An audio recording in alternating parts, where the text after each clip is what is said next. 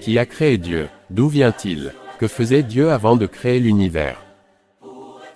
Un argument couramment mis en avant par les athées et les sceptiques est que, s'il faut bien que tout ce qui existe ait une cause, alors Dieu lui aussi en a besoin d'une. Il en est conclu que si Dieu a besoin d'une cause, alors il n'est pas Dieu, donc que Dieu n'existe pas. Il s'agit d'une formulation un peu plus élaborée de la question enfantine, qui a fait Dieu? Tout le monde sait que rien ne vient de rien, alors si Dieu est une chose, il faut bien qu'il ait une cause, n'est-ce pas?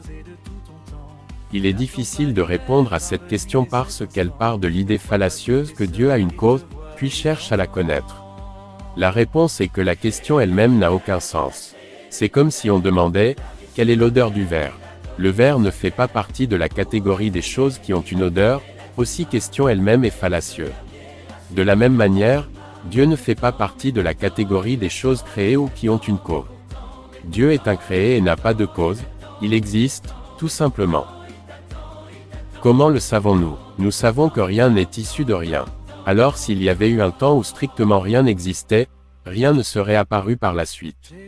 Or, des choses existent bel et bien. Par conséquent, puisqu'il est impossible que jamais rien n'ait existé, quelque chose a forcément toujours existé. Cette chose qui a toujours existé, nous l'appelons Dieu. Dieu est un être sans cause, qui est la cause de l'existence de tout le reste. Il est le créateur incréé, qui a créé l'univers et tout ce qu'il contient. Nos esprits finis ont du mal à comprendre qu'avant la création de l'univers, Dieu existait seul. Nous savons de Jean 1 verset 1 que Jésus a également existé, au commencement était la parole et la parole était avec Dieu, et la parole était Dieu. Le Christ préincarné était intimement uni au Père, de manière à participer à sa gloire et à être appelé Dieu de manière appropriée. Il l'a lui-même expliqué en Jean 17 verset 5, « Et maintenant toi, Père, glorifie-moi auprès de toi-même de la gloire que j'avais auprès de toi avant que le monde soit. » Nous savons également que le Saint-Esprit était présent avant notre création. Genèse 1 verset 2 décrit l'Esprit se mouvant, au-dessus des eaux, de la terre sombre et sans forme.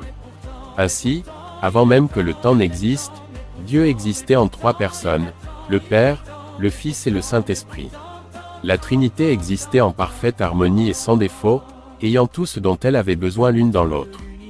David a dit dans le psaume 16 verset 11 qu'il y a d'abondantes joies, des délices, éternelles. Dans la présence de Dieu. Cela signifie que le fait d'être en présence de Dieu entraîne un sentiment de joie, d'épanouissement et de plaisir irrésistible. Avant la création, Dieu ressentait une joie et une plénitude totale alors qu'il se voyait parfaitement et communiait avec lui-même. Dieu a connu et connaîtra toujours une joie totale parce qu'il a une connaissance complète et parfaite de lui-même. Ainsi, avant de créer l'univers, Dieu a éprouvé une satisfaction absolue en lui-même. Dieu a habité joyeusement seul dans l'éternité en tant que Trinité. Ces trois êtres étaient en communion les uns avec les autres de toute éternité. Ils s'aimaient les uns les autres. Nous savons qu'à un moment donné, ils ont discuté de la rédemption de l'humanité, Éphésiens 1 verset 4 à 5, 2 Timothée 1 verset 9, Jean 17 verset 24, mais tout le reste est un mystère. Abonnez-vous à Dr Jérémie et rejoignez le projet Ange de l'Espoir pour faire des nations les disciples de notre Seigneur Jésus-Christ. Amen. Il attend, mais pourtant, il t'attend, mais pourtant,